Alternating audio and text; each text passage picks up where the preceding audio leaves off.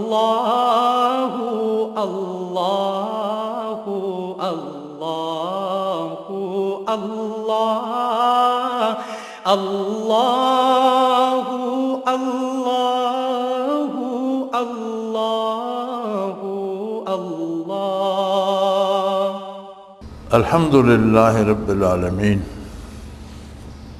والصلاة والسلام علی حبیبہ محمد وآلہ وصحبہ اجمعین اعوذ باللہ من الشیطان الرجیم بسم اللہ الرحمن الرحیم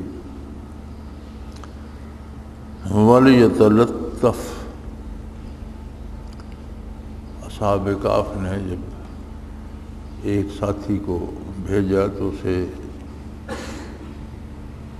یہ ابتدائی 3-4 باتیں کہیں کہ پہلے تو اپنا سکہ لے جاؤ، یعنی مانگ کر نہیں لاؤ، خرید کر لاؤ۔ پھر یہ دیکھو کہ یہاں ازکا طعامن، صاف ستھرا پاکیزہ حلال سودا کس کے پاس ہے، اچھی چیز خریدو۔ تیسری بات جو فرمائی وہ یہ تھی وَلْيَتَلَطَّفْ، کہ لین دین بہت خوبصورت طریقے سے کرو، معاملہ اچھے طریقے سے کرو۔ معاملہ اچھے طریقے سے کرنے سے مراد یہ ہوتی ہے کہ زبانی بھی جو بات کرے وہ بھی احترام اور ادب اور ایک اخلاق کے ساتھ کرے، اور جو لین دین کرے اس میں نہ اگلے کو نقصان دینا مطلوب ہو، نہ اپنا کوئی حق سے زیادہ لینا مطلوب ہو۔ حسن معاملہ یہ ہے کہ اسے عین انصاف کے مطابق کیا جائے، بات بھی اعتدال سے کی جائے اور لین دین بھی احتیاط سے کیا جائے۔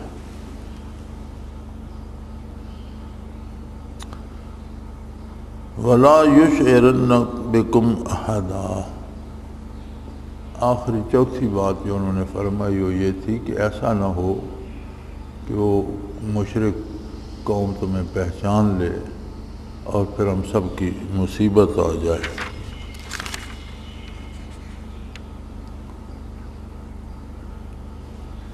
تو حضرت فرماتے ہیں کہ اس سے مراد یہ ہے، ان کی مراد یہ تھی کہ اغیار کو خبر نہ ہو۔ تو وہ فرماتے ہیں کہ اسرار الہی جو ہیں وہ نااہلوں کے سامنے بیان کرنا اگلے کا بھی نقصان کرتا ہے اور خود اپنا۔ یہ بڑی قیمتی بات ہے۔ 4 باتیں انہوں نے فرمائی، ایک مانگ کر نہ لاؤ، سکہ لے کر جاؤ۔ دوسرا حلال طیب پاکیزہ کھانا تلاش کرو۔ تیسرا لین دین معقول اور مناسب طریقے سے کرو، کوئی غیر مناسب بات نہیں ہونی چاہیے۔ اور چوتھی، تمہیں کوئی پہچانے نہیں، یہ نہ ہو کہ وہ مشرک تمہیں پہچان لیں اور سب کی مصیبت آ جائے۔ تو یہاں وہ سالک کے لیے وَلَا يُشْعِرَنَّ بِكُمْ أَحَدًا سے یہ مسئلہ اخذ کرتے ہیں کہ سالک پر جو کیفیات ہوتی ہیں یہ اسرار حق ہیں اور اللہ اور اس کے درمیان ہوتی ہیں، تو جو اغیار ہیں، دوسرے لوگ ہیں، ان کے سامنے بیان نہ کریں، اس سے ان کو بھی نقصان ہوتا ہے اور بیان کرنے والے کو بھی۔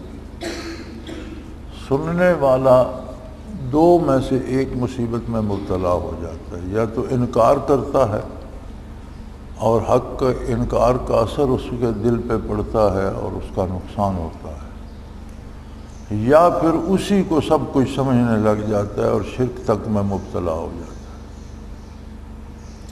بتانے والے کا نقصان یہ ہوتا ہے کہ وہ اپنی بڑائی اور عجب میں گرفتار ہو کر وہ چیزیں ضائع کر بیٹھتا ہے۔ تو یہ جن ساتھیوں کو چھوٹے موٹے مشاہدات ہو جاتے ہیں ان کو ساتھ یہ شوق بھی ہو جاتا ہے کہ اب میں کس کو بتاؤں۔ وہ 2-4 بندے اکٹھے کر کے پھر وہ گوشے میں بیٹھ کر ان کو بتاتے رہتے ہیں، تمہارے جوتے کا پاؤں اس طرف تھا اور تمہاری پگڑی وہاں پڑی تھی، میں نے کشف میں دیکھا۔ تو یہ کشف و مشاہدہ اسرار حق کو سمجھنے کا ذریعہ ہے، اپنی بڑائی یا شہرت کریں۔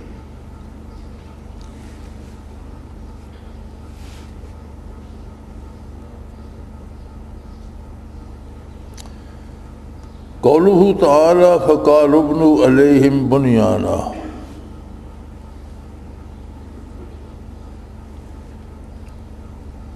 قال الذين غلبوا على امرهم لنتخذن علیہم مسجدا۔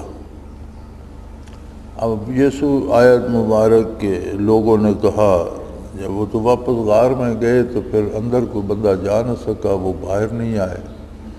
300 سال بعد جب وہ سکہ لے کر گئے تو وہ زمانہ بدل چکا تھا، وہ قومیں ہلاک ہو چکی تھیں، بادشاہ جو تھا وہ دیندار تھا، اور اس وقت قیامت کے انکار کا فتنہ پیدا ہو رہا تھا۔ دینی قوتیں اس کے اسباب پہ لگی ہوئی تھیں، لیکن اکثریت جو ہلاکی جو تھی وہ قیامت اور دوبارہ زندگی کا انکار کیے بیٹھی تھی۔ اللہ کریم نے انہیں زندگی دے دی، نیند سے بیدار کر دیا۔ تو ان میں سے ایک بندہ جب سودا لینے بازار گیا، اس نے اچھا سا کوئی صاف ستھرا نیک آدمی دیکھ کر سکہ نکالا، تو سکہ 300 سال پہلے کا تھا۔ اس نے کہا یہ تم نے کہاں سے لیا؟ اس نے کہا میرا اپنا ہے۔ وہ تفتیش کرنے پر بات پتہ چلی تو بڑی حیرت بات ہوئی، بادشاہ تک بات گئی، پھر وہ بات ساری قوم کو پتہ چلی کہ یہ اتنے عرصے سے غار میں تھے اور اب اللہ نے انہیں بیدار کر دیا۔ تو وہ جو فتنہ تھا انکار قیامت کا، وہ بھی فروغ ہو گیا۔ وہ بادشاہ بھی اور وہ بندے بھی اس کے ساتھ غار پر آئے، وہ غار کے اندر چلا گیا، وہ اندر نہ جا سکے، وہ اندر سے باہر نہ آئے، وہیں ان کا وصال ہو گیا، غار ہی میں دفن ہو گئے۔ تو اب جو باقی رہ گئے تھے تو لوگوں نے کہا کہ ان پر ایک یادگار بنائیں گے۔ قالوا ابنوا علیہم بنیانا، ان پر اس غار پر ایک بڑی سی عمارت بنا دو جو یادگار رہے۔ قال الذين غلبوا على امرهم لنتخذن علیہم مسجدا، جو لوگ صاحب حکم تھے، جن کی بات چلتی تھی، جو بااختیار تھے، انہوں نے کہا نہیں، یادگار نہیں، یہاں مسجد بنائیں گے، جو آئے گا غار کی زیارت بھی کرے گا، ان کے لیے دعا بھی کرے گا اور اللہ کی عبادت بھی کرے گا۔ ان لوگوں نے یہ کہا کہ ان کے پاس کوئی عمارت بنوا دو، تو جو اپنے کام پر غالب تھے انہوں نے کہا کہ ہم تو ان کے پاس ایک مسجد بنائیں گے۔ اس بنیان سے مراد یہ ہے کہ ایسی طرح بنائیں کہ منہ غار کا بند ہو جائے، اور مسجد سے وہ قصد نہ تھا جو جالا کا قبور کے پاس شائع ہوتا ہے، شاید محض نماز پڑھنے لوگوں کا اس مقبر آ جائیں۔ اس مسجد کی نسبت اس کاف کی طرف ایسی ہوگی جیسے مسجد نبی کی نسبت مرکز مبارک کی طرف، مثلا یوں کہا جائے کہ روضہ شریف کی مسجد، اس میں پوچھنے کی ضرورت نہیں۔ حضرت فرماتے ہیں کہ اگر یادگار یا عمارت بناتے تو جاہل لوگ جو آتے وہ بجائے اللہ سے مانگنے کے ان بزرگوں سے مانگا کرتے اس یادگار یا عمارت میں بیٹھ کر۔ تو بااختیار لوگ جو تھے وہ نیک تھے، انہوں نے کہا نہیں، یہاں مسجد بناؤ، جو آئے وہ ان کے لیے بھی دعا کرے، اپنے لیے بھی کرے، لیکن سر بسجود اللہ کے سامنے ہو، مانگے اللہ سے۔ سالکین کے لیے اس میں سبق یہ ہے کہ جو لینا ہے وہ اللہ سے لینا ہے، اور جو دینا ہے وہ اللہ نے دینا ہے۔ سلوک کا ما حاصل بھی یہی ہے۔ آپ دیکھتے ہیں جس درخت کا پھل جو لگتا ہے اسی پھل کو اس کا بیج بھی بنایا جاتا ہے، اسی میں اس کا بیج، تخم بھی اسی میں ہوتا ہے جو پھل ہوتا ہے۔ تو سلوک کا تخم اور بیج بھی یہ ہے کہ ما سو اللہ سے کٹ کر اللہ کے حضور حق میں اپنے آپ کو لے آئے، اور آخری نتیجہ اور پھل بھی اس کا یہی ہے کہ ساری امیدیں غیر اللہ سے کٹ جائیں اور اللہ کریم کے ساتھ تمام امیدیں جڑ جائیں۔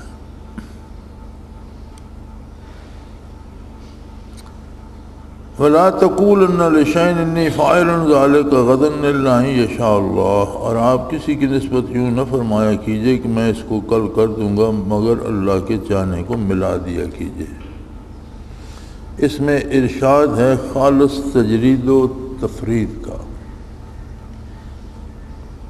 یعنی اس میں اپنی ذات کی بھی نفی ہو جاتی ہے جو سلوک کا کمال ہے۔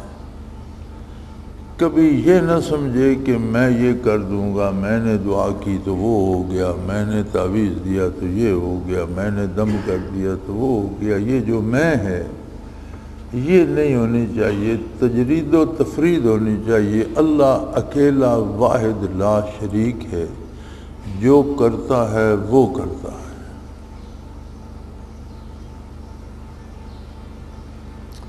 قولہ تعالی واذکر ربک اذا نسیت، اور جب آپ بھول جائیں تو اپنے رب کا ذکر کیا کیجیے۔ اس میں مطلوبیت ذکر کی ظاہر ہے، یعنی ذکر الہی جو ہے یہ مطلوب ہے، مقصد حیات ہے۔ بندہ تخلیق ہی جنات و انسان کی وما خلقت الجن والانس الا لیعبدون، مفسرین اس کی یعبدون کی تفسیر کرتے ہیں اہل یعرفون، مجھے پہچانیں، میری معرفت حاصل کریں۔ معرفت الہی کا واحد ذریعہ ذکر الہی ہے۔ قرآن کریم نے سب سے زیادہ زور جو دیا ہے وہ ذکر الہی پہ دیا ہے، اور یہاں بھی فرمایا جب بھول جاؤ، انسان ہے، دنیاوی امور ہیں، مصروفیات ہیں، ذہن کسی اور طرف چلے، جیسے یاد ہے پھر ذکر شروع کر دو۔ یہ صبح و شام کے جو اوقات مشائخ مقرر کرتے ہیں یہ تو یہ ہے کہ ان میں خواہ مخواہ کیا جائے، لیکن اس کا یہ مطلب نہیں کہ صرف انہی اوقات میں کہ ذکر تو علی الدوام ہے اور ہر وقت کرنا چاہیے۔ اور انسان ہے، انسانی کمزوریاں بھی ہیں، دنیاوی امور بھی ہیں، بال بچوں کے ساتھ الجھ جاتا ہے، کاروبار میں مصروف ہو جاتا ہے، تو کسی وقت بھول جائے تو جیسے یاد آئے ذکر شروع کر دو۔ تو فرماتے ہیں یہ مطلوب ہے، اللہ کریم حکم دے رہے ہیں کہ اسے چھوڑو نہیں، بتقاضائے بشریت کبھی بھول جاؤ تو فوراً ذکر کرنا شروع کر دو۔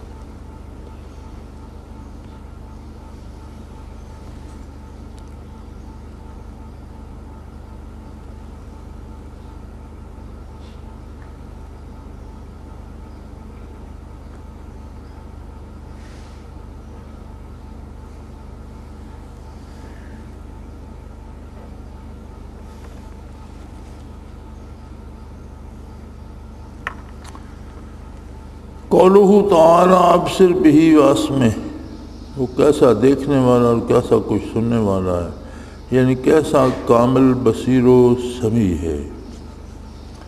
اس میں سالک کو یہ سبق ملتا ہے کہ اس کا کوئی لمحہ، اس کی کوئی حرکت اللہ کی نگاہ پاک سے پوشیدہ نہیں ہے، اور کوئی لفظ جو منہ سے وہ نکالتا ہے وہ اللہ کریم سن رہا ہے۔ یہ مختلف کیفیات ہوتی ہیں۔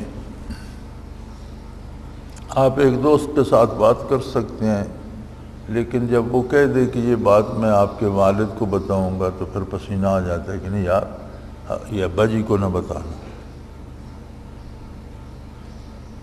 تو سلوک میں یہ ہے کہ جی فرشتہ لکھتا ہے، یہ بھی درست ہے، قیامت کو پیش ہوگا، ساری باتیں درست ہیں، لیکن سالک کا دھیان اللہ کی سمیع و بصیر صفت جو اس پہ ہونا چاہیے کہ جو میں سوچ رہا ہوں میرا رب دیکھ رہا ہے، جان رہا ہے، جو میرے منہ سے لفظ نکلے گا براہ راست میرا معبود برحق سن رہا ہے، جو میں کر رہا ہوں وہ میرے اللہ کی نظر کے سامنے۔ تو یہ کیفیت اسے اللہ کی نافرمانی سے روکنے کا اور اطاعت پہ کاربند ہونے کا سبب بن جائے گی۔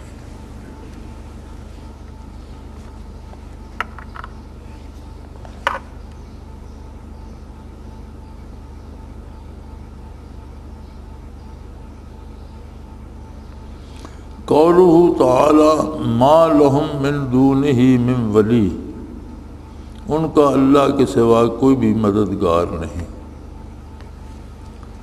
فرمایا سالک کو اس میں سے یہ سبق ملتا ہے کہ اپنی ساری امیدیں رب العالمین سے وابستہ کر لیں،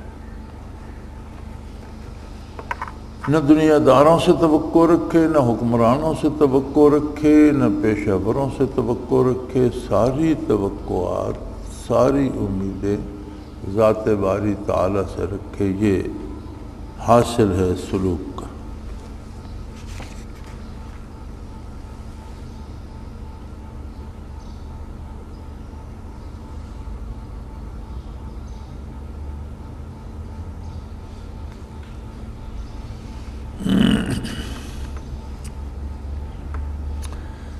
قولہ تعالی واصبر نفسک مع الذین یدعون ربہم، اور اپنے آپ کو ان لوگوں کے ساتھ مقید رکھا کیجئے جو صبح و شام اپنے رب کی عبادت اور اس کی رضا جوئی کے لیے کرتے ہیں۔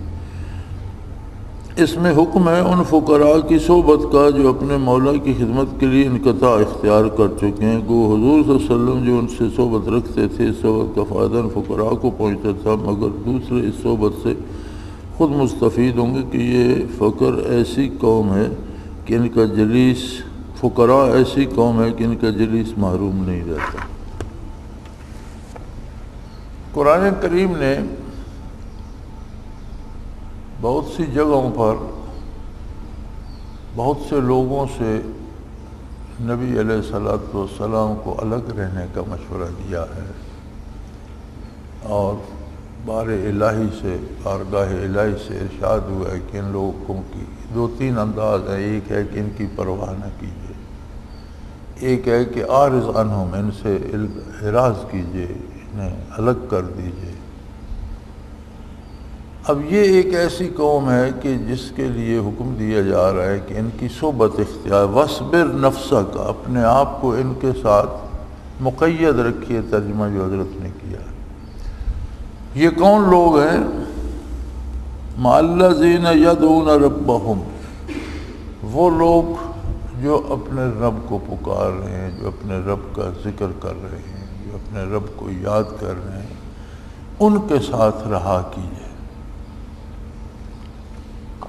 یہ آیہ کریمہ جب نازل ہوئی تو تفاسیر میں بھی، حدیث مبارک میں بھی موجود ہے کہ حضور نبی کریم صلی اللہ علیہ وسلم حجرہ مبارک سے مسجد میں جلوہ افروز ہوئے تو دو حلقے صحابہ کرام کے اس وقت بیٹھے تھے۔ ایک حلقے میں علم و عمل کی بات ہو رہی تھی، فقہی مسائل پہ بات ہو رہی تھی، تعلیم و تعلم پہ بات ہو رہی تھی، ایک حلقہ علمی تھا، اور کچھ صحابہ الگ بیٹھے ذکر میں مصروف تھے۔ تو حضور صلی اللہ علیہ وسلم نے دونوں حلقوں کو دیکھا، پھر ذاکرین کی طرف تشریف لے گئے اور ان کے ساتھ جلوہ افروز ہو گئے، اور فرمایا اس اللہ کا شکر ہے کہ مجھے جن لوگوں کے ساتھ رہنے کا حکم دیا ہے وہ لوگ بھی عطا فرما دیں۔ تو ذکر ایک ایسی نعمت ہے کہ اس سے علم بھی آ جاتا ہے، حصول علم بھی آسان ہو جاتا ہے۔ جب دل صاف ہوتا ہے، آئینہ دل صاف ہوتا ہے، تو اس میں دین کو قبول کرنے کی استعداد بھی آ جاتی ہے۔ اکثر اوقات تو ایسا بھی ہو جاتا ہے کہ من جانب اللہ علوم منکشف ہو جاتے ہیں، بری چیزیں کھٹکنے لگتی ہیں، نیکی بھلائی کی طرف مزاج اس طرف مڑ جاتا ہے۔ تو فرماتے ہیں کہ اس میں فضیلت یہ ہے کہ نبی کریم صلی اللہ علیہ وسلم کو ذاکرین کی معیت کا حکم ارشاد فرمایا گیا۔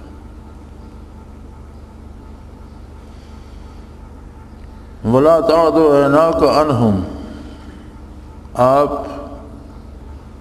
کی آنکھیں ان سے ہٹنے نہ پائیں۔ فرماتے ہیں اس میں شیخ اور مربی کے لیے جو تربیت کرتا ہے اس کے لیے حکم ہے کہ ہر طالب کا خیال رکھے، ہر طالب کو توجہ دے، ہر طالب کا خیال رکھے۔ اور ایک بات یاد رکھیے بہت سے دوست کہتے بھی ہیں مجھے توجہ دیں، بہت سے لوگ خط بھی لکھتے ہیں، ای میل بھی آتی ہیں۔ ایک بات میں آپ پہ واضح کر دوں کہ شیخ بادل کی طرح برستا ہے اور وہ نہیں دیکھتا کہ کہاں زیادہ کہاں کم برسنا ہے۔ تقسیم اللہ کی ہے، اللہ کریم تقسیم فرماتے ہیں۔ پھر استعداد اپنی ہوتی ہے کہ کس نے زمین کی کتنی تیاری کی۔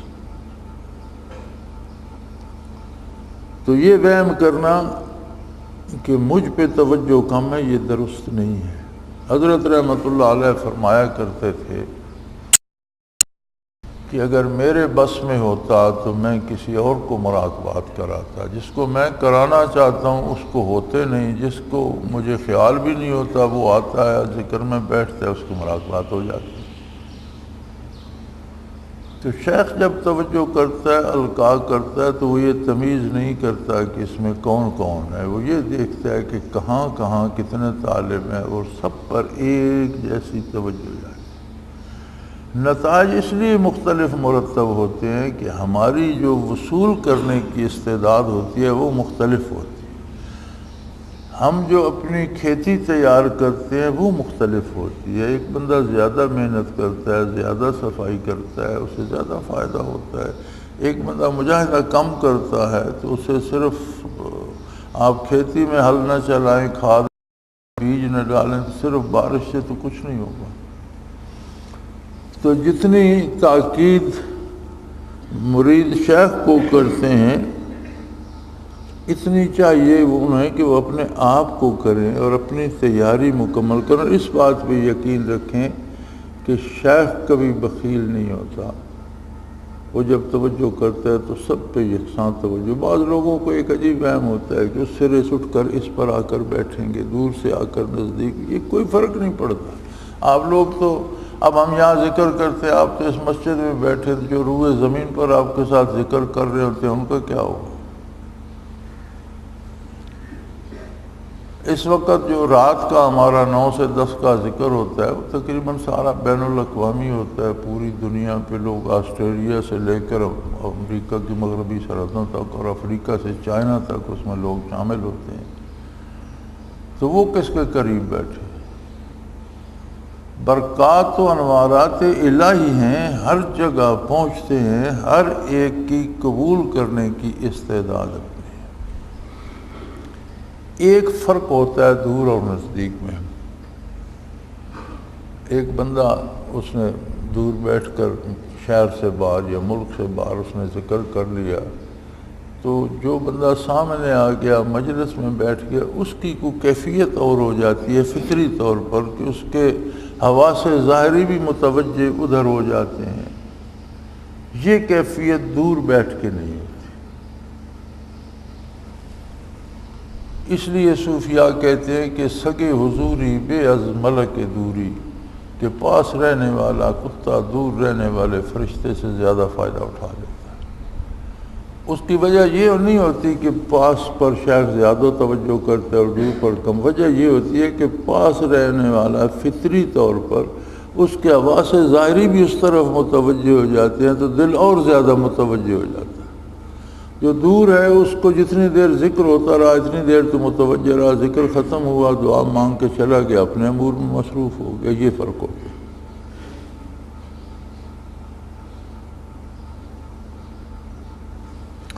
قولہ تعالیٰ ترید زینت الحیات الدنیا، دنیاوی زندگی کی زینت کے خیال سے۔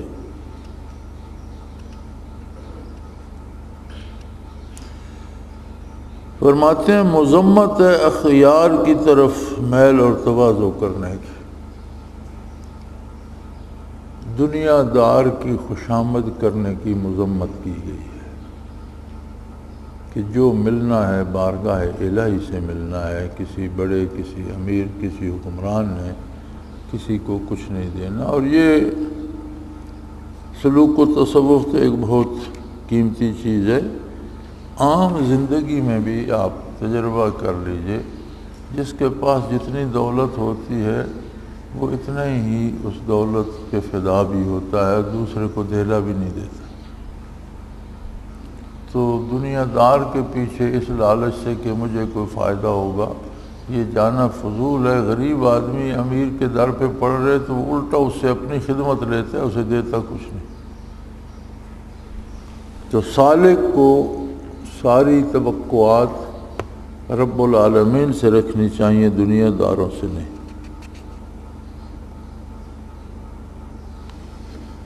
ایک بات اس میں اور بھی آ جاتی ہے، ایک تو ہوتا ہے نا کسی سے پیسے لینے ہیں یا کسی سے کوئی فائدہ مل جائے، اور یہ بھی بڑی لعنت ہے۔ اور ساتھیوں میں نے اس کمزوری کو دیکھا ہے کہ کوئی افسر آ جائے تو اس کے آگے پیچھے ہو جاتے ہیں اور باقی دوستوں کو پوچھتے نہیں، یہ غلط بات ہے۔ یہاں جو بھی آتا ہے، نہ وہ بڑا ہے نہ چھوٹا ہے، وہ طالب ہے، اس کی وہ عزت ہونی چاہیے جو بحیثیت اللہ کے مہمان کی جس احترام کا وہ مستحق ہے، اور اس میں سب برابر۔ مسجد سے باہر، اس گیٹ سے باہر وہ فقیر ہے یا امیر ہے، یہ اس کا مسئلہ ہے۔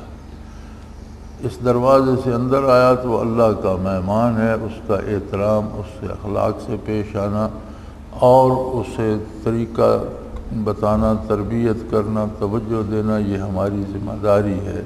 ہمیں اللہ سے اس کا اجر لینا ہے، مفت نہیں کر رہے، ہم ملازم ہیں اس بارگاہ کے اور ہمیں یہ خدمت کرنی ہے۔ لیکن اس میں اگر یہ امید شامل ہو جائے کہ میں اسے روٹی پانی پکڑاؤں، جب باہر جاؤں گا تو یہ بڑا افسر ہے میرے کام آئے گا، تو وہاں سلوک ختم ہو گیا، وہاں تصوف کی بات ختم ہو گئی، پھر آگے دنیا داری کی بھی بات آ گئی۔ اس کو کیا فائدہ ہوگا؟ کرنے والے نے اپنا بھی نقصان کر لیا، اور یہ مرض دیکھنے کو ملتا ہے۔ اس لیے میری گزارش ہے آپ سے کہ اس سے بچنے کی کوشش کریں۔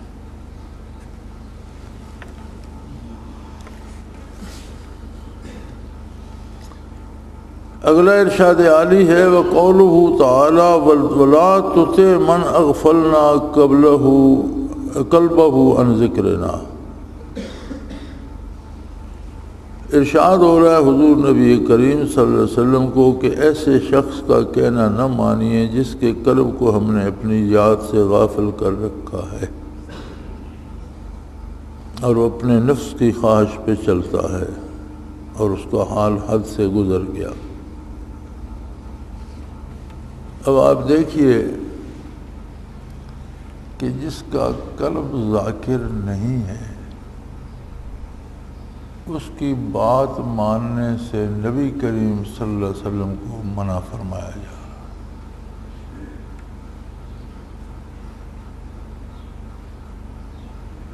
اور قلب کا ذاکر نہ ہونا، اس کی نسبت اللہ کریم نے اپنی طرف کی، من اغفلنا قلبہ عن ذکرنا، جس کے دل کو ہم نے اپنی یاد سے غافل کر دیا۔ اس کا مطلب ہے کہ ذکر قلبی تک رسائی نہ ہونا ایک سزا ہے اللہ کی طرف سے۔ وہ اچھا مسلمان ہو، اطاعت گزار ہو، نجات پا جائے، یہ ممکن ہے، لیکن جو وصول حق ذاکر کو نصیب ہوگا اسے وہ نصیب نہیں ہو سکتا۔ نیک آدمی بھی ہو سکتا ہے، عالم ہو سکتا ہے، پرہیزگار ہو سکتا ہے، اور ہو سکتا ہے اس کا دل ذاکر نہ ہو، تو اس کا مطلب یہ ہے کہ وہ نجات پا جائے گا، بخشش ہو جائے گی۔ لیکن جو لطف و کرم ذاکر پر ہوگا وہ اس پر نہیں ہوگا۔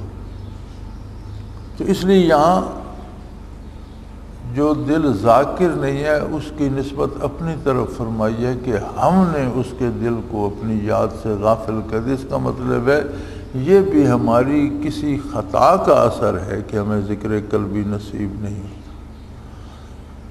اور پھر نبی علیہ الصلوۃ والسلام کو ارشاد ہو رہا ہے کہ اس کی بات مت مانیے، جس کا دل ہم نے اپنی یاد سے غافل کر دی، ولا تطع، اس کی بات مت مانی۔ میرے خیال میں اس سے بڑی معرومی کا اور کوئی تصور نہیں ہے، اور سالکین کو بھی اس میں یہ بہت بڑی تنبیہ ہے کہ جو ذکر ہی نہیں کرتے، آپ ان کے لحاظ کرنے کے لیے اور ان کی خوشامد کرنے کے لیے اور ان سے امیدیں وابستہ کرنے میں کیوں لگے رہتے؟ جو خود اس نعمت سے محروم ہے، آپ اس سے امید کیوں وابستہ کرتے؟ تو ذکر قلبی کا نصیب نہ ہونا بہرحال ایمان بھی صحیح ہو، عقیدہ بھی درست ہو، عمل بھی ٹھیک ہو، نجات بھی ہو جائے، پھر بھی ذکر قلبی کا نصیب نہ ہونا اس لطف سے محروم کر دے گا جو ذاکرین پر کرم ہوگا۔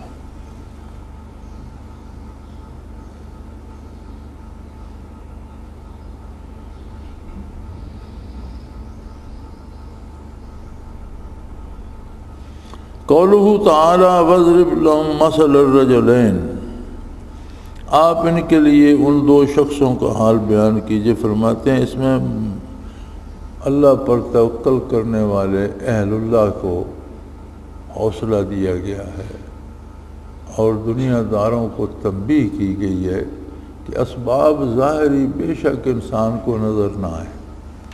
اسباب دو طرح کے ہوتے ہیں، ایک سبب وہ ہوتا ہے جو ہر ایک کی سمجھ میں آتا ہے، ایک سبب وہ ہوتا ہے جو کسی کی سمجھ میں نہیں آتا لیکن سبب ہوتا ہے۔ ہمارے سامنے یہ گھڑی چل رہی ہے، اس کا چلنا تو ہماری سمجھ میں آتا ہے، اس کے پیچھے کیا ہے، کیوں چل رہی ہے، پیچھے بجلی ہے، بجلی کیسے چلا رہی ہے، اس میں مشین ہے، مشین میں کتنے پرزے ہیں، یہ ہماری سمجھ میں نہیں آتا، اس کا ہمیں پتہ نہیں ہے، ہم صرف یہ دیکھ رہے ہیں کہ اس کا کنیکشن لگا ہوا اور یہ چل رہی ہے۔ اب اس کے پیچھے بہت سے عوامل کار فرما ہیں، وہ ہماری سمجھ میں نہیں آتے۔ تو کیا ہماری سمجھ میں نہ آنے سے وہ اسباب نہیں ہیں؟ وہ اسباب ہیں، وہ اپنی جگہ کام کر رہے ہیں۔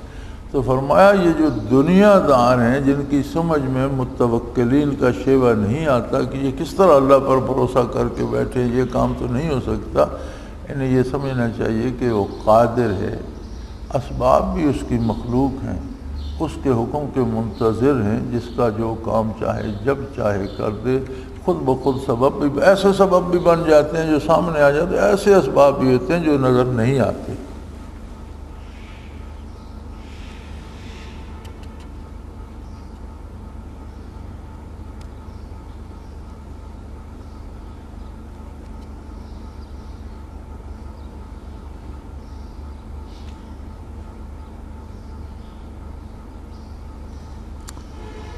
قولہ تعالی یوم نسیر الجبال الی الاخر، یہ آیت کریمہ ہے کہ جس دن ہم پہاڑوں کو اڑا دیں گے اور زمین کو اونچا نیچا برابر کر دیں گے اور سی بنا دیں گے۔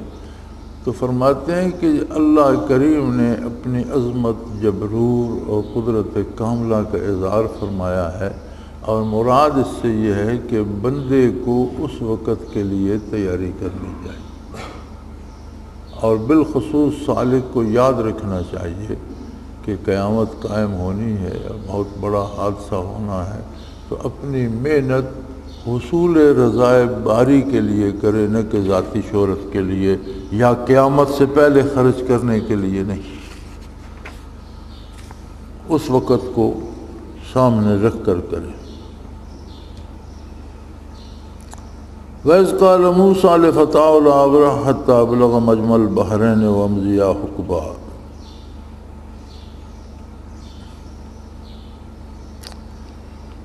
ترجمہ ہے، جب موسیٰ علیہ السلام نے فرمایا کہ کیا ہم یوں ہی زمانے دراز تک چلتے رہیں گے؟ فرماتے ہیں اس میں شیخ کامل کی تلاش میں صحیح کرنا ثابت ہوتا ہے، جب تک اس سے زیادہ کوئی واجب فوت نہ ہو جائے۔ فرماتے ہیں موسیٰ علیہ السلام کا یہ فرمانا کہ اگر خضر علیہ السلام سے ملاقات ہوئی تو صدیوں چلنا پڑا۔ حقبہ کہتے ہیں 100 صدی کا 100 سال کی ایک صدی ہوتی ہے، 100 صدی کا ایک حقبہ ہوتا ہے۔ تو انہوں نے کہا اگر ہمیں کئی حقبے بھی چلنا پڑا تو چلتے رہیں گے۔ تو فرماتے ہیں کہ شیخ کامل کی تلاش میں اپنے مقدور سے بھی زیادہ محنت کرنی چاہیے۔ قرآن کریم کی اس آیت میں اس بات پہ دلیل ہے کہ اب شیخ کی تلاش میں بہت زیادہ محنت کرے اور حد المقدور اپنی حیثیت سے بڑھ کر تلاش کرے، ڈھونڈے۔ قولوا تعالیٰ لقد لقینا من سفرنا ھذا نصبا، ہم تو اس سفر میں بڑی تکلیف پہنچی۔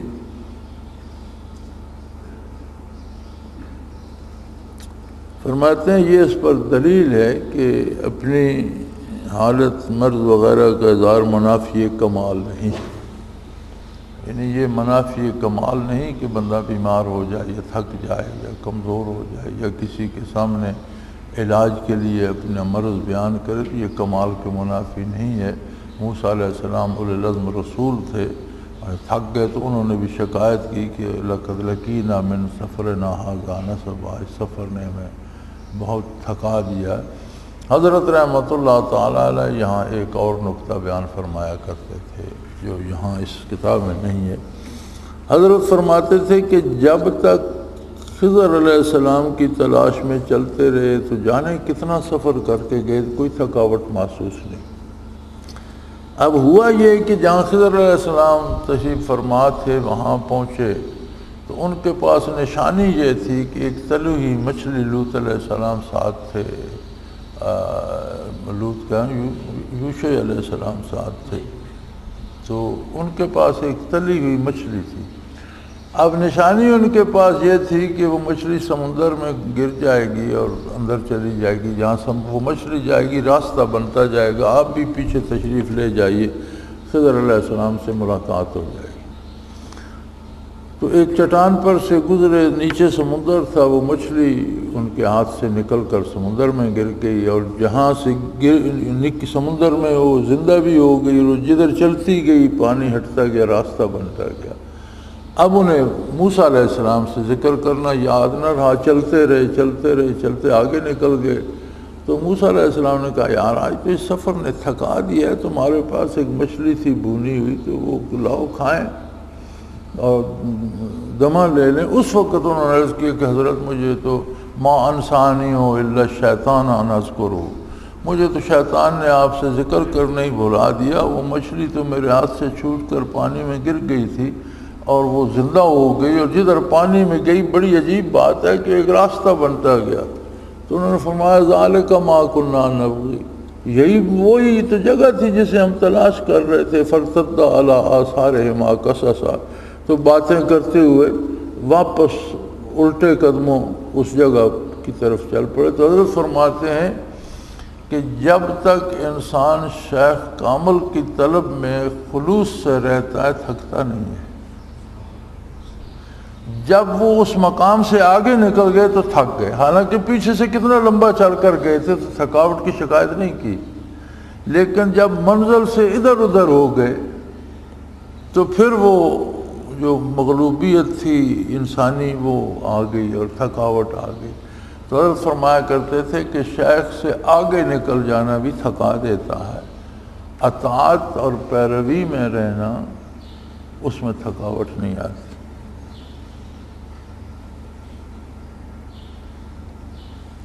وما انسانی الا الشیطان، مجھے شیطان نے بہکا دیا۔ اس میں اس بات پہ دلالت ہے کہ کاملین کو بھی وسوسے ڈالنے سے شیطان باز نہیں آتا۔ حضرت یوشع بھی تو نبی تھے، تو ان کو بہکا تو دیا، وہ واقعہ تو بھلا دیا، اور اس میں تکلیف اٹھانی پڑی موسیٰ علیہ السلام کو بھی اور ان کو بھی۔ تو عملی جو زندگی ہے اس میں اللہ کی نافرمانی تو یہ نہیں تھی، کیونکہ نبی سے گناہ نہیں کرا سکتا، لیکن ظاہری جسمانی تکلیف میں تو مبتلا کر دیا، تھکاوٹ تو ہوئی۔ تو فرمایا کسی کو اس سے بے فکر نہیں ہونا چاہیے، کسی مقام کسی منزل پہ چلا جائے اسے ہمیشہ متوجہ الی اللہ رہنا چاہیے، اس بات کا خیال رکھنا۔ قولہ تعالی وعلمناہ من لدنا علما، ہم نے اپنے پاس سے ان کو خاص طور پر علم سکھایا۔ فرماتے ہیں یہ تعلیم ممکن ہے بواسطہ وحی ہو یا بواسطہ الہام، یہ الہام انبیاء و غیر انبیاء سب کو ہوتا ہے، اور یہ آیت اصل ہے اسبات علم لدنی میں اور اس میں لدنی کو علم حقیقت علم باطن بھی کہتے ہیں، گویا واقعات جزیہ مذکور فی القصہ کا علم اس نوع میں داخل نہیں، لیکن خضر علیہ السلام کو علم لدنی عطا کیا گیا ہے۔ علم لدنی کیا ہوتا ہے؟ اس آیہ کریمہ سے ہی یہ لفظ لیا گیا، وَعَلَّمْنَاهُ مِن لَّدُنَّا عِلْمًا، ان کو ہم نے اپنی طرف سے علم دے دیا۔ یہ اللہ کی عطائے خاص ہوتی ہے۔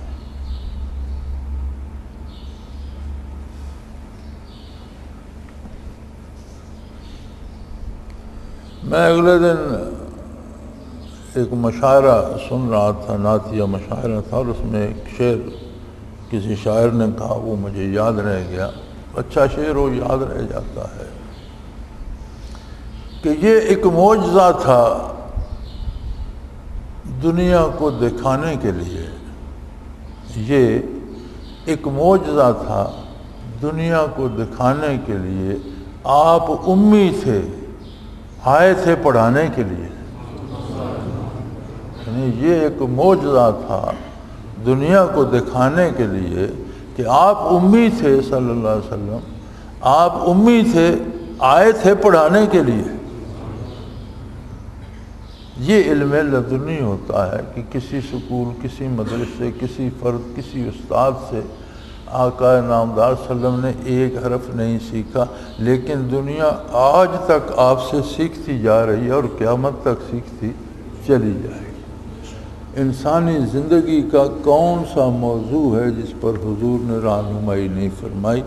ماہرین علوم آپ کو ملیں گے، یہ علم ریاضی کا ماہر ہے، اسے ادب کا پتہ نہیں ہوگا، یہ ادبیات کا ماہر ہے، اسے ریاضی نہیں آتی ہوگی، یہ تاریخ کا ماہر ہے، اسے جغرافیے کا پتہ نہیں، اور یہ جغرافیے کا ماہر ہے، اسے انجینئرنگ کا پتہ نہیں۔ ہر بندہ ایک فن میں ماہر ہوتا ہے، کامل ہو جائے، بہت بڑا ماہر ہو جائے، دوسری چیز کی خبر نہیں ہوتی اسے۔ یہ کون ہستی ہے جس نے کسی فرد بشر سے سیکھا نہیں لیکن دنیا کے ہر علم کا امام ہے؟ وہ امی تھے، آئے تھے پڑھانے کے لیے، اور کتنی مخلوق گزر چکی ہے 14 صدیوں میں حضور سے سیکھ کر، اور قیامت تک آنے والے خوش نصیب آپ سے پڑھتے رہیں گے، سیکھتے رہیں گے۔ تو علم لدنی اس طرح ہوتا ہے کہ جادوگر آ گئے موسیٰ علیہ السلام کے مقابلے میں، اور ان کی ساری امیدیں فرعون سے وابستہ تھیں، اور انہوں نے آتی فرعون سے بات کی۔ جب دربار سجا اور وہ اپنے ان کے لاٹھیاں رسیاں انہوں نے میدان بھر دیا، تو فرعون سے کہنے لگے، ان لنا اجرا ان کنا نحن الغالبین، اگر ہم جیت گئے تو پھر ہمیں انعام تو دیجیے۔ صاحب تفسیر کبیر لکھتے ہیں کہ انسان بھی عجیب چیز ہے، ذرا ان جادوگروں کو دیکھو کہ فرعون ان سے مدد مانگ رہا ہے، ان کا محتاج ہے، اور یہ اس سے مانگ رہے ہیں کہ ہم جیت گئے تو ہمیں کچھ انعام دیجیے گا۔ عجیب ہے انسان کا مزاج بھی۔ پھر فرماتے ہیں کہ اس سے یہ بھی ثابت ہوتا ہے کہ جادو سے چیزوں کی حقیقت نہیں بدلتی۔ اب یہ لاٹھیوں اور لکڑیوں، شتیروں اور رسوں کے سانپ تو بنا رہے ہیں، لیکن یہ پتھر، مٹی یا لوہے سے روپیہ نہیں بنا سکتے، سونا نہیں بنا سکتے، ہیرا نہیں بنا سکتے۔ بنا سکتے تو فرعون سے مانگنے کی کیا ضرورت ہے؟ جادو کرتے اور ہیرے جواہرات، سونا چاندی بنا لیتے اور بادشاہ بن جاتے، فرعون سے مانگنے کی ضرورت کیا تھی؟ تو ساری امیدیں ان کی فرعون سے وابستہ ہیں۔ لیکن جب انہوں نے معجزہ دیکھا موسیٰ علیہ السلام کا کہ یہ تو کمال ہے، بھرا ہوا میدان تھا، اب 4.5-5 فٹ کی لاٹھی انہوں نے پھینکی، وہ اتنا بڑا اجدہا بنا کہ سب کو نگل گیا، اور پکڑی تو پھر ویسی لاٹھی ہے، اس کا کوئی حجم نہیں بڑا۔ تو حضرت فرمایا کرتے تھے کہ جادوگروں نے یہ دیکھا کہ اگر کوئی جادو کے زور سے کوئی نقشہ بناتا ہے تو کوئی بڑا جادوگر آئے گا تو اس کا جادو باطل کر دے گا، تو اصل چیز تو رہ جائے گی نا۔ لاٹھی تھی یا رسی تھی، وہ سانپ بن گئی، تو دوسرے جادوگر نے اس کا جادو باطل کر دیا، تو وہ لاٹھی یا وہ رسہ تو وہاں پڑا ہوگا، تو وہاں تو کچھ بھی نہیں بچا۔ انہوں نے کہا یہ نبی ہے، یہ جادوگر نہیں ہے، یہ اللہ کا کام ہے، یہ معجزہ۔ یار وہ جتنے ہم نے بنائے تھے وہ غائب ہی ہو گئے، یہ کیسے ہو سکتا؟ تو وہ سربسجود ہو گئے کہ ہم اللہ پر ایمان لائے جو. اور بڑا صحیح ہے کہ انہوں نے کہا موسیٰ اور ہارون جس رب کی بات کرتے ہیں ہم اس رب کو مانتے ہیں. یہ ضروری ہوتا ہے کہ اللہ کو ویسے مانا جائے جیسے اللہ کا نبی اللہ کا رسول منواتا ہے. اب فرعون ناراض ہو گیا، اس نے کہا تمہارے میں مخالف سمتوں کے ہاتھ پاؤں کٹوا دوں گا، تمہیں سولی پہ لٹکا، تمہیں پتہ نا اشد عذاب، پتہ چلے گا کون زیادہ سخت عذاب لیتے ہے. تو انہوں نے مسکرا کر کہا فقض ما انت قاض، جو ہو سکتا ہے وہ کر گزر، ہمیں کیا ہوگا، ہم واپس اپنے اللہ کی بارگاہ میں پہنچ جائیں گے، ہمیں شہادت کا رتبہ مل جائے گا، ہم پہلے مسلمانوں میں اول المسلمین ہوں گے کہ ابھی کسی نے نہیں مانا تو ہم ایمان لے آئے، پھر ہم خوش نصیب ہوں گے کہ ایمان کے ساتھ ہی ہمیں شہادت بھی مل گئی، پھر اللہ ہماری خطائیں معاف کر دے گا اور اللہ ہمیں نیک اجر دے گا. تو انہوں نے قیامت کا منظر بھی اور وہ باتیں تو انہیں کس نے سکھائیں؟ میدان میں کھڑے ہو کر بھی توقعات فرعون سے ہیں، موسیٰ علیہ السلام سے کوئی بات سیکھی نہیں. لیکن جب سربا سجود ہوئے تو اس خلوص سے کہ ان کے قلوب کا رابطہ قلب پیغمبر سے ہو گیا، موسیٰ علیہ السلام کے قلب پاک سے ہو گیا، اور جو علوم قلب نبوت میں تھے وہ ان کے قلب میں دار ہے اور ان کی زبان سے جاری ہو گئے. اسے کہتے ہیں علم لدنی. کسی کو یہ نصیب ہو کہ اس کا دل قلب اطہر رسول اللہ صلی اللہ علیہ وسلم کے سامنے سر نگاہ دامن پھیلا دے اور وہاں سے برکات نصیب ہوں، تو پھر کتابوں کی، اساتذہ کی، سکولوں کی، مدارس کی ضرورت نہیں رہتی. اور وہ علوم جو براہ راست آتے ہیں اللہ کی بارگاہ سے، بارگاہ رسالت سے، بواسطہ نبوت آتے ہیں.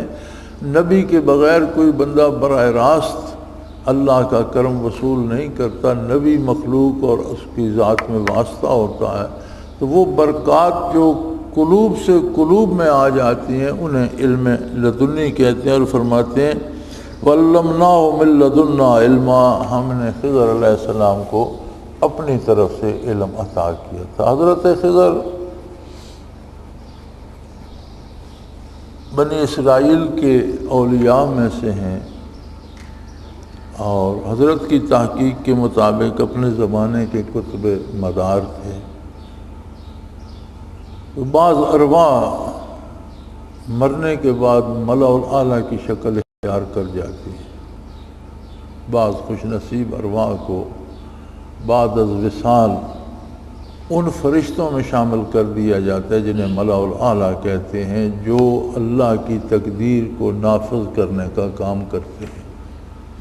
بعض اولیاء اللہ کی ارواح کو بھی ان میں داخل کر دیا جاتا ہے. ان میں سے ایک خضر علیہ السلام بھی ہیں کہ ان کی وصال ہو گیا، موت واقع ہوگی، اس کے بعد ان کی روح ان فرشتوں میں شامل ہوگی جو تقدیر کے نفاذ کا کام کرتے. تو اب موسیٰ علیہ السلام اولی العزم رسول تھے، وہ ایک ولی اللہ تھے، فضیلت موسیٰ علیہ السلام کے پاس ہے. لیکن موسیٰ علیہ السلام کو نبی کو جتنے علوم عطا ہوئے وہ تشریعی امور تھے. ان کا تعلق مخلوق کا اللہ سے تعلق قائم کرنے سے تھا، اور جو علوم خضر علیہ السلام کو ملے وہ تکوینی تھے، جو یعنی من جانب اللہ جو حکم نافذ ہوتا ہے. تو تکوینی علوم سے موسیٰ علیہ السلام کا کوئی واسطہ نہیں تھا. انہوں نے وہ کام تو انہوں نے جو کام کرنا تھا اس کے بارے ان کے پاس علوم تھے. اس لیے انہوں نے عرض کیا کہ آپ میرے ساتھ نہیں رہ سکیں گے، اس لیے کہ جو علم اللہ نے مجھے دیے ہیں وہ آپ ان سے واقف نہیں ہیں. تو آپ خیر اب وہی ہوا، ان کے ہر کام پہ وہ مبہوت ہوتے گئے. تو تیسرے کام پہ انہوں نے کہا عجیب بات صاحب آپ ہر کام پہ چونکہ ان کے پاس امور تھے اور شرعاً وہ کام جائز نہیں تھا. لیکن اللہ مالک خود کرے تو اس میں کیا مصلحت ہے، وہ کیوں کرتا ہے وہ جانتا ہے. اس کا نبی مکلف نہیں ہوتا ہے، نبی امور شریعت کا مکلف ہوتا ہے. اور فرشتے حکم الہی کے مکلف ہوتے ہیں. تو ان کی روح چونکہ ملا اعلیٰ کی شکل میں تکوینی امور کر رہی تھی، تو وہ کشتی میں سوار ہوئے تو انہوں نے کوئی اشارہ کیا، کشتی میں دراڑ آ گئی. انہوں نے کہا کمال بندے ہو، انہوں نے ہمیں سوار کیا، آپ نے کشتی پھاڑ دی. بعد میں انہوں نے بتایا کہ وہ تو دوسرے کنارے پہ بادشاہ کشتیاں چھین رہا تھا، تو اللہ نے چاہا کہ اس میں تھوڑا سا عیب پیدا کر دیں کہ یہ غریب آدمی ان کی کشتی بادشاہ چھینے نہیں۔ وہ کتنا کریم ہے اور کتنا خیال رکھتا ہے اپنے بندوں کہ اس کشتی والے کے لیے کہاں سے خضر علیہ السلام کو بھیجا اور فرمایا اس میں دراڑ پیدا کر۔ تو اسی طرح وہ ایک بچے کو قتل کر دیا، موسیٰ علیہ السلام کا یار معصوم بچہ تھا، آپ نے اشارہ کیا وہ مر گیا، یہ کہ آپ نے قتل کر دیا، یہ تو بڑی زیادتی کی بات ہے۔ بعد میں جب انہوں نے تعبیر بتائی تو انہوں نے بتایا کہ یہ بچہ اس کے دل میں اس قدر خرابی تھی کہ یہ بڑا ہوتا تو خود بھی کفر کی طرف مائل ہوتا، اور اس کے ماں باپ نیک ہیں، یہ ان کا ایمان ضائع کرنے کا سبب بھی بن جاتا اور انہیں بھی کفر کی طرف دھکیل دیتا۔ تو اللہ نے اسے اٹھا لیا ہے ان کی نیکی کے سبب، اب اس کے بدلے انہیں نیک اولاد دے گا۔ تو مفسرین لکھتے ہیں کہ اس کے بعد ان کے ہاں ایک بیٹی ہوئی جس کی شادی ایک نبی سے ہوئی، اور پھر اس کی پشت سے 70 انبیاء آگے نسل در نسل پیدا ہوئے۔ وہ تیسرا وہ وہاں پہنچے گاؤں میں تو ان سے کھانا مانگا، فَأَبَوْا أَن يُضَيِّفُوهُ، انہوں نے کہا بھئی ہم آپ کو کھانا وانا نہیں دیں، ہمارے پاس کھانا پینا نہیں ہے، اپنا کام کریں۔ تو ایک دیوار تھی کچے سے مکان کی، وہ گرا چاہتی تھی، خضر علیہ السلام نے اشارہ ہاتھ سے کیا اور سیدھی کر دی۔ تو موسیٰ علیہ السلام نے کہا تمہیں کرامات دکھانے کا بڑا شوق ہو، کہ بھوکے مر رہے ہیں، تم یہی دیوار گرا کر پتھروں سے بنا دیتے تو دیہڑی لگ جاتی، کوئی مزدوری میں کرتا کچھ آپ کرتے تو کھانا تو مل جاتا۔ انہوں نے کہا بس جی بتیری ہو گئی، اب آپ اور میں خود الگ الگ چلیں گے۔ تو اس کا بھی میں آپ کو بتا دوں کہ اس کے نیچے خزانہ دفن ہے، اور 2 یتیم بچے ہیں، یہ ان کی ہے، اور ان کا باپ بہت نیک آدمی ہے۔ اللہ کریم چاہتے ہیں کہ یہ دیوار تب تک نہ گرے جب تک یہ بچے جوان ہو جائیں اور اپنا خزانہ سنبھال سکیں۔ تو میں نے کوئی کام اپنی مرضی سے نہیں کیا، مجھے جو حکم ملا وہ میں نے کر دیا، میرا اس میں کوئی دخل نہیں ہے۔ تو یہ علم لدنی تھا، فرمایا یہاں سے علم لدنی ثابت ہوتا ہے۔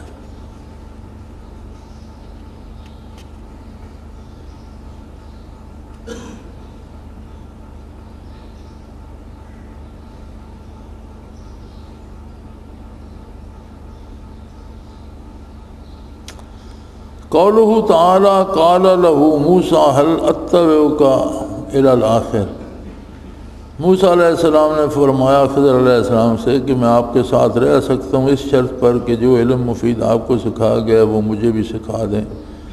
اسلوب کلام میں غور کرنے سے معلوم ہوتا ہے کہ موسیٰ علیہ السلام نے اپنے کلام میں خضر علیہ السلام کے ساتھ کس قدر تواضع، ادب اور لطف کی رعایت فرمائی۔ تو فرمایا اس سے یہ ظاہر ہوتا ہے کہ طالب خواہ اپنی حیثیت میں بہت بڑا بھی ہو، شیخ کے ساتھ بات کرنے میں ادب اور خلوص دونوں باتوں کا لحاظ رکھے، کیونکہ وہاں سے اسے کچھ حاصل کرنا ہے۔ ہستی کے اعتبار سے موسیٰ علیہ السلام اولو العزم رسول ہیں، خضر علیہ السلام ایک ولی ہیں، ان کے خادم کی درجہ بھی نہیں رکھتے، لیکن مقامات میں اتنا فرق ہے، لیکن ان کو اللہ نے جو علم دیا ہے، موسیٰ علیہ السلام چاہتے ہیں یار اس سے مجھے بھی کچھ بتاؤ۔ تو حصول علم کے لیے کس قدر تواضع اور ادب اور احترام سے آپ نے کلام فرمائی۔ تو طالب کو شیخ کے ساتھ تواضع اور احترام سے پیش آنا چاہیے۔ وآخر دعوانا ان الحمدللہ رب العالمین، الحمدللہ رب العالمین۔ اللہم ربنا لا تقتلنا لغضبک ولا تحرمنا ولا لا تسلط علینا من لا يرحمنا تولینا فی سفرنا صلی اللہ تعالی علی حبیبہ محمد برحمتک۔ اللہ اللہ اللہ اللہ اللہ اللہ اللہ۔ حضرت امیر محمد اکرم آبان مد ذلہ العالی دارالعرفان منارہ ضلع چکوال میں سالہ سال سے कुरान और हदीस के ऊपर खिताबात कर रहे हैं और सिलसिला नक्शबंदिया ओवैसिया के मुताबिक लोगों को जिक्र इलाही की तरबियत दे रहे हैं। वो कुरान पाक की तफसीर तरतीब वार बयान कर रहे हैं। तफसीर कुरान को वो मौजूदा मुल्की और बैनुल अक़वामी हालात के मुताबिक बयान करते हैं। मोटरवे से कलर कहार के इंटरचेंज से निकलते हुए कलर कहार की झील से होते हुए मियानी, बोछाल और नूरपुर से गुजरते हुए दारुल इरफान मिनारा पहुंच सकते हैं। हजरत अमीर मोहम्मद अकरम आवान ने बच्चियों और बच्चों की दीनी और दुनियावी तालीम के लिए सिकारा एकेडमी के नाम से एक दरसगाह भी कायम की है, जिसका इफ्तिताह मुल्क पाकिस्तान के सदर जनरल मोहम्मद ज़ियाउल हक ने अपने दस्ते मुबारक से किया था। वो तमाम अहबाब जो इस्लाम की तलब रखते हैं, उनसे गुजारिश है कि दारुल इरफान मिनारा जिला चकवाल में अमीर मोहम्मद अकरम आवान साहब के खिताबात से मुस्तफीद हों। वो हर जुमे को नमाज से पहले बयान फरमाते हैं। हर माह की पहली इतवार को माहाना इज्तिमा होता है, जिसमें आप खुसूसी खिताब फरमाते हैं और पाकिस्तान के चारों सूबों से अहबाब इस इज्तिमा में शिरकत करते हैं। इसके अलावा यहाँ साल में 2 मरकजी इज्तिमात भी होते हैं, एक रमज़ानुल मुबारक में एतिकाफ का इज्तिमा और दूसरा जुलाई और अगस्त में 40 दिन का इज्तिमा होता है, जिसमें रूहानी तरबियत की जाती है। अपना खून सीमाब देकर इतना हम कर जाएंगे, नाम आका का चमन में फिर रकम कर जाएंगे।